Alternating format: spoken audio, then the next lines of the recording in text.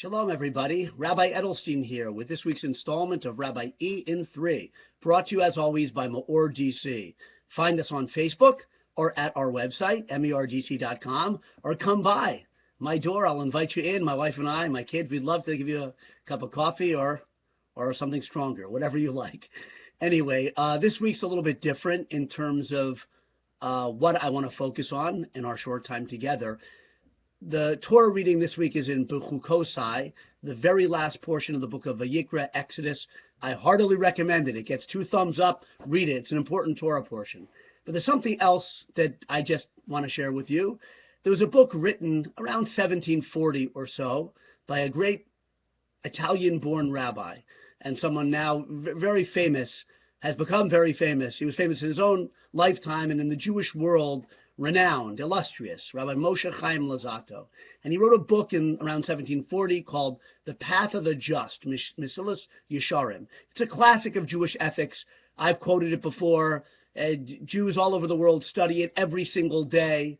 A whole movement within the Jewish people in the 1800s, the MEOR movement, as it was called, was based largely on this book, or primarily on this book. And that was a movement within the Jewish people, within the Orthodox world, to reinvigorate the study of Jewish ethics and the process of character refinement. The book, The Path of the Just, is about character development. It's a spiritual self-help book of the loftiest variety, the loftiest probably ever written, who knows.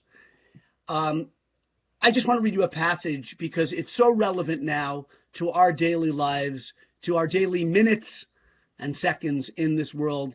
It's 2014 as of this recording. Here's what he says.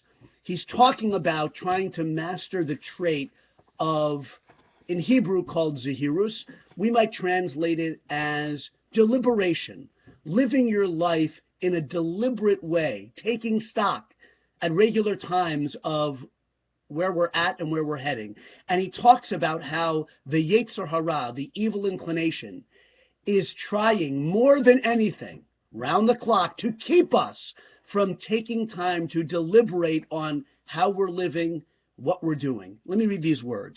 He says, one of the clever devices of the evil inclination to mount pressure unrelentingly against the hearts of people so as to leave them no leisure to consider and observe the type of life they are leading. For it realizes that if they were to devote even a slight degree of attention to their ways, they would immediately begin to repent of their evil deeds. Now, I'm not talking about evil deeds necessarily, although we all are guilty sometimes of that.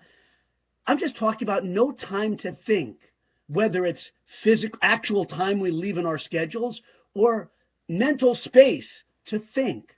And I'm not blaming only the cell phones, my Motorola included, my Droid, but we live in a world, in a life. We've created a life for ourselves, myself included, where unrelentingly against our own hearts and minds, the pressure to look, to check, to call, we're never disconnected almost. And it's bad for our physical health. It's very, very bad for our spiritual health. Shabbos is coming. Shabbat Shalom. Turn off the phone. Make Kiddush. Learn some Torah. But we all have to find a time to deliberate on why we're here in this world. What's our life about? Have a great Shabbos. Let's beat the Yetzer Hara and find time to think.